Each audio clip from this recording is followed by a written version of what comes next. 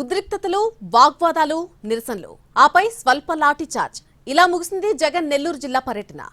జైల్లో ఉన్న మాజీ మంత్రి కాకాణితో పాటు మాజీ ఎమ్మెల్యే ప్రసన్నకుమార్ రెడ్డిని ఆయన పరామర్శించారు. అనంతరం ప్రభుత్వ తీరుపై తీవ్ర ఆగ్రహం వ్యక్తం చేశారు.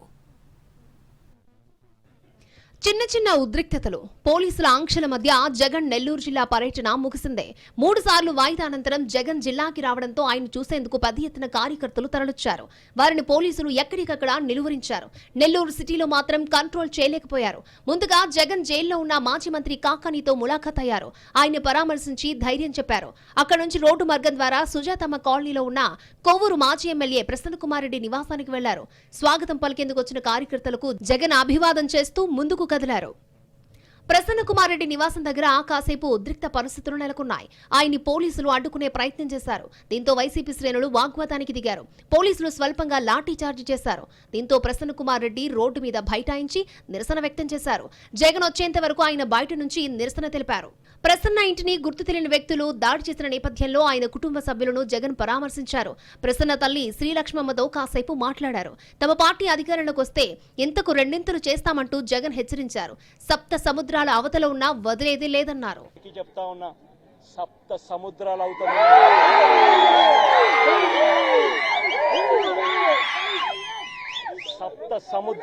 ఉన్నా చెప్తా ఉన్నా.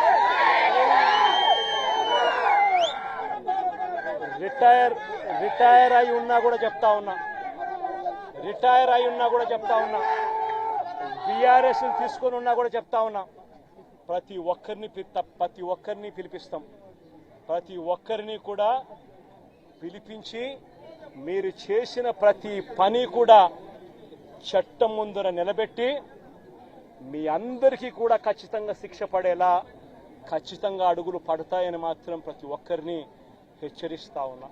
ఒక ప్రతిపక్ష నేత పర్యటిస్తే ప్రభుత్వం భయపడుతోందన్న జగన్మోహన్ రెడ్డి వ్యాఖ్యలకు సర్కారు రియాక్ట్ అయింది. వేల సంఖ్యలో పోలీసులు ఎందుకన్న జగన్ ప్రశ్నకు మంత్రి లోకేష్ స్పందించారు. ఈసారి జగన్ టూర్ ఉంటే పక్కకు తప్పుకుంటాం, ఏమైనా జరిగితే తమ బాధ్యత కాదని అన్నారు.